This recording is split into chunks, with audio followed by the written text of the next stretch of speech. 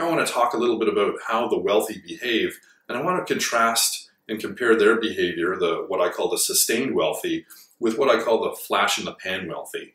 And when I say flash in the pan wealthy, I'm looking specifically at lottery winners. Money is kind of a weird thing in that it magnifies who you are and what you value. So if you're a person who has very specific goals, both short-term and long-term goals, money can help you and it can help you achieve those goals. But if you're a person who doesn't really have some sense of direction or what your goals are, it can oftentimes cause you more damage and can actually make you worse off. 90% of people who win large sums of money in a lottery, within 5 years, they've returned to their original level or worse. Why is it that some people manage to build wealth and some people don't? Because I'd always assumed that it was just a function of what kind of salary you had. I want to look at the behavior of the one group and compare it to the other group.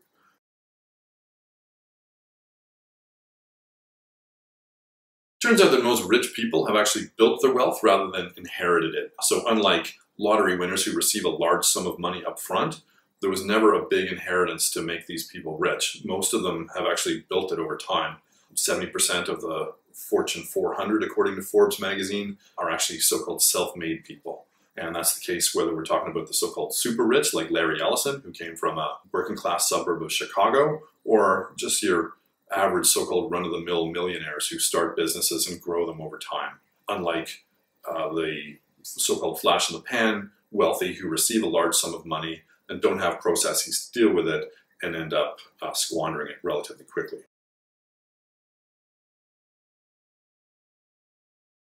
Another thing about the so-called wealthy is that they tend to live below their means. There's extreme examples of that, like Hilary Swank, who's worth about $40 million apparently, clipping coupons at the grocery store. If you ask most people how the wealthy live, they would say that they live in really, really nice houses or mansions. They drive really, really nice cars. They go on very, very exotic vacations many times a year. And it turns out actually that's not the case. Most wealthy people actually live relatively modest lifestyles. 60% of them drive cars like Ford, Toyota, Honda, and so on. And they don't live lavish lifestyles. You wouldn't know that they were wealthy by looking at them.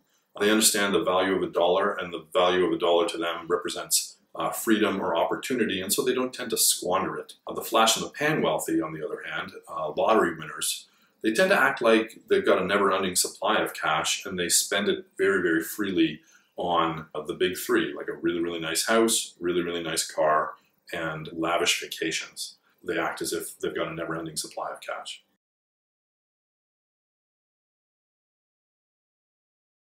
Related to the point above where they live below their means, the wealthy tend not to be very flashy with their wealth.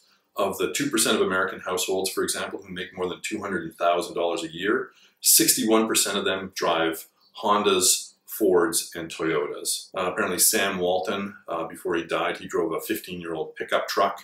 Azim Premji, Indian tycoon, drives a Toyota Corolla.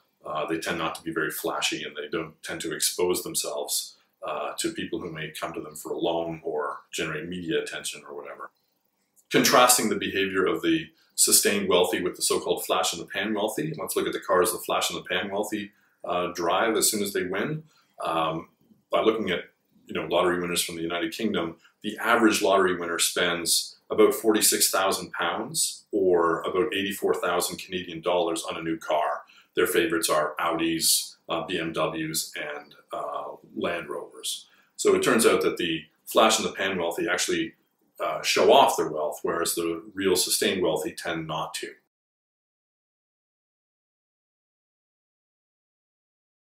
The last observation when comparing the sustained wealthy to the flash-in-the-pan wealthy is that the sustained wealthy actually continue to work in the main. 80% of sustained wealthy continue to work and continue to generate value. Only 2 in 10 millionaires in North America are retired. Most of them continue to work and continue to build wealth. The majority of lottery winners, on the other hand, 59% of them give up work. They believe that winning the lottery allows them to buy all the free time that they never had and allows them to indulge in anything and everything that their heart desires. Their new job becomes learning how to spend money.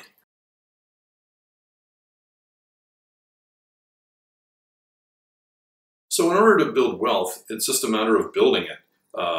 Spend less than what you make, take the surplus and invest it wisely, and over time you're going to build wealth. You build wealth by creating value for people, and that's basically how most wealthy people do it. Lottery winners, on the other hand, they tend to look upon wealth or their newfound cash as a source of consumption, and they seem to want to burn through it and consume it as quickly as possible. Flash in the pan wealthy tend not to have as much structure, and they tend to just look upon their newfound cash as a source of a higher level of consumption that will seemingly, or they believe, will never end. So if you want to spot a rich person, and I found this as an investment advisor, it's actually really hard to do. They drive the same kind of cars as most other people. They live in the same kind of houses as most other people. They live basically like the average Joe. If you want to spot a person who's likely stressed about money, they're a little easier to spot. They tend to drive really, really flashy cars. They live in luxury houses. They live very, very lavish lifestyles. And in all likelihood, they're stressed about money.